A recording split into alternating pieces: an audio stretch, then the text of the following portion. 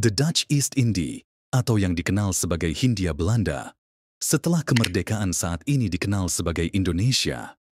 FIFA recognized Indonesia as the first Asian country to take part in the World Cup by using the name Dutch East Indies at the 1938 World Cup in France. Hindia Belanda kala itu menjadi pelopor pertama keikutsertaan negara Asia di pentas Piala Dunia Prancis tahun 1938. Para pemain dari Hindia Belanda kala itu terdiri dari pemain Belanda dan orang Indonesia. Perjuangan menuju Prancis tidaklah seperti saat ini. Mereka harus menempuh perjalanan berminggu-minggu sebelum akhirnya sampai ke Prancis. Pada saat itu, Piala Dunia menggunakan sistem gugur, yang artinya jika sepanjang 90 menit kedudukan masih imbang, maka diadakan perpanjangan waktu selama 30 menit, dan jika hasil tetap imbang, maka akan dijalani laga ulang. Saat mengikuti Piala Dunia, para pemain Hindia Belanda ternyata didominasi oleh pelajar. Bahkan, kapten timnya adalah seorang dokter yang menggunakan kacamata, ujar wartawan The Times. Saat itu penyelenggaraan turnamen dibayang-bayangi suasana perang yang meletus. Akibatnya, beberapa negara tidak bisa mengikuti turnamen ini.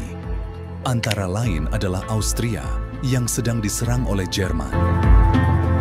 Hal ini membuat lawannya Swedia langsung melenggang ke babak perempat final. Sementara itu, Jepang tidak mengikuti turnamen ini dengan alasan perjalanan yang membutuhkan waktu lama.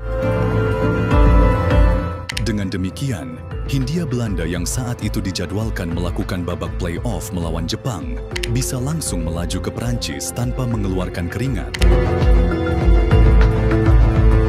Piala Dunia Prancis tahun 1938 diikuti oleh 16 negara dari 4 konfederasi, yaitu Asia, Eropa, Amerika Utara, dan Amerika Latin. Untuk pertama kali FIFA juga memperkenalkan sistem bahwa juara bertahan dan tuan rumah tidak perlu lagi mengikuti babak kualifikasi.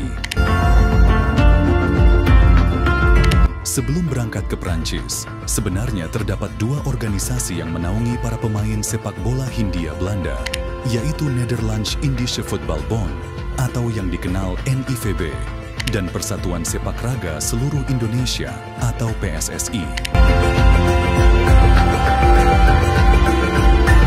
PSSI yang didirikan pada tahun 1930, saat itu dipimpin oleh Soratin Sosrosoegondo, menginginkan agar dilakukan pertandingan antara NIVB dan PSSI untuk menentukan siapa yang berhak mewakili Hindia Belanda dalam turnamen tersebut.